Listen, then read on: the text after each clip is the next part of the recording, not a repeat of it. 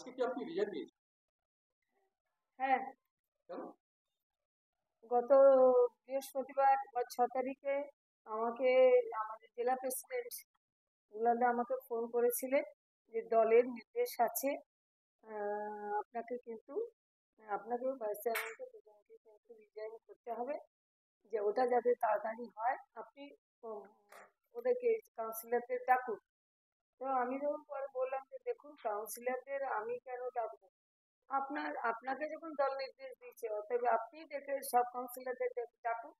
এলে তারপরে আমরা নিশ্চয়ই আমি দিয়ে দেবো, কোনো অসুবিধা নেই। কারণ দলের ঊর্ধ্বে কেউ নয়, দল আমাকে বসিয়েছিল। তো তাহলে সেক্ষেত্রে আমার তো দলের উপর কিছু আনুগত্য আছে। তো তাহলে সেক্ষেত্রে আমি দলীয় নির্দেশ আমি মানতে বাধ্য। আমি রেজিগনেশন দেবো না, এরকম কিন্তু কোনো সময় বলি। তো দল কি নির্দেশ দিয়েছে আপনাকে কোন রকম ভাবে? দেখুন, ওইভাবে তো নির্দেশ আমাদের কাছে আসেনি, পৌরসভাতে আসেনি। আমি এসডিও ম্যাডামের কাছেও গেছিলাম যে এরকম কোনো নির্দেশ এসছে কিনা, তাহলে বা আমি রেজিগনেশনটা কাকে দেব সেটা আমি জানতে গেছিলাম।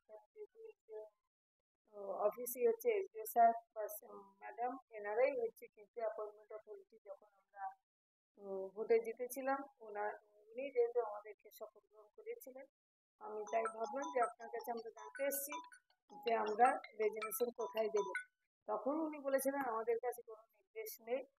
তাই আমরা তখন ভাবলাম যে কোথায় দেবো, সেটার জন্য আমরা তারপরে বললেন না, দল যেহেতু বলেছে সভাপতিকেই দিতে হবে। তো তাহলে সেই জন্য উনি রবিবার দিন সব কাউন্সিলরদের ডেকে উনি বলে দিলেন যে এরকম দল থেকে নির্দেশ এসছে দুলালবাবুর কাছে। তো তাহলে উনি সবাইকে বলে দিলেন যে দল নির্দেশ দিয়েছে চেয়ারম্যান ভাইস চেয়ারম্যান দুজনকে রিজাইন দিতে হবে। তো তাদেরকে বসানো হচ্ছে সেই জায়গায়? চেয়ারম্যান হচ্ছে শিউলি সিংহ মহাশয়, আর ভাইস চেয়ারম্যান সুকুমার সিটের নাম ছিল। কিন্তু ওই মিটিংয়েই সুকুমার সিট বলেছিল যে আমি ভাইস চেয়ারম্যান হব না, কারণ আমার পক্ষে সময় দেওয়া সম্ভব না। কিন্তু শিউলি সিং তো এর আগেও তো ভাইস চেয়ারম্যান ছিলেন, সেই সময় তো তিনি কাজ করেছেন সেই অর্থে। এখন কি কাজ করতে পারবেন আপনি যেভাবে কাজ করছেন? না, না, না, একটা কথা বলছি, তখন ভাইস চেয়ারম্যান কিন্তু তখন তো আমাদের একটা সমবেত করছিল, একজন ছিল সিপিআই, বাকি আমরা তো সবাই তো তৃণমূলের কাউন্সিলর ছিলাম। সেটা তখন সকলে মিলেই যেটা হয়েছিল। এখন পারবেন না এটা কথা তো আমি বলতে পারছি না। আমার মনে হয় যে হয়তো দল ভেবেছে যে আমার থেকে হয়তো ভালো কাজ করতে পারবে। সেক্ষেত্রে আপনার অসুবিধা যে কাজগুলো রয়েছে সেই কাজগুলো কিভাবে করবেন? দেখুন, প্রথম আমি যখন শপথ নিয়েছিলাম, আমার প্রতিশ্রুতি ছিল যে আমি ঝাড়গ্রামের জনগণের জন্য আমি আরবি রাস্তাটা করব। দীর্ঘদিনের একটা সমস্যা, 12 বছরে। তো যাই হোক, উত্তর দিকেও একদিকে রাস্তা হয়ে গেছে, দক্ষিণ দিকেও একটা রাস্তা হয়ে গেছে। সেক্ষেত্রে একটা যেটা আছে, আমরা যেটা দেখলাম যে ওখানে কিছু রায়তো জায়গার উপর দোকান আছে, তাহলে সেই জায়গাগুলোতে ওদের ব্যবসায়ীদের যদি আমরা কম্পেনসেশন না দিই, তাহলে তো রাস্তাটা করতে পারবো না। তাই ওটা একটু আছে, মোটামুটি আপাতত ওটাও অনেক দূর এগিয়ে গেছে। আর প্রতিষ্ঠিত ছিল যে ঝাড়গ্রামের জলের ব্যাপারটা, যে বাড়ি বাড়ি জল প্রকল্প, সেটা তো আর 80% হয়ে গেছে।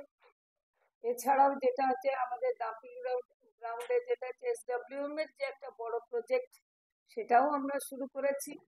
তাছাড়াও সরকারের অ্যাপ্রুভেল পেয়েও কিন্তু 9টা রাস্তা করেছি। পরবর্তীকালে আবার 10টা করেছি, পরবর্তীকালে আবার এই 10টা যে অ্যাপ্রুভেল পেয়েছি, সেই কাজগুলো দ্রুত শুরু হচ্ছে। এবং বিভিন্ন ওয়ার্ডে হচ্ছে ঢালাই রাস্তা, এবং পৌরসভার পক্ষ থেকে আমি 2 থেকে 3বার আমি টেন্ডার করেছি। তাতেও কিন্তু যে জনগণের জন্য ছোট ছোট রাস্তা, ড্রেন, এগুলো কিন্তু তৈরি হচ্ছে।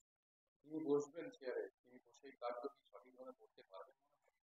না, নিশ্চয়ই। দেখুন, প্রথম বসলে মানুষের একটু তো অসুবিধা হয় বুঝতে, সেটুকু তো সময় তাকে দিতে হবে।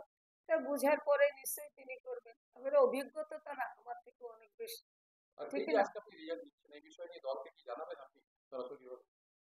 দেখুন, দল হচ্ছে আমি এডি অফিসে যাকে তিনি আমাকে বলেছিলেন, আমি সেখানে আমি হোয়াটসঅ্যাপ করে জানিয়ে দিচ্ছি।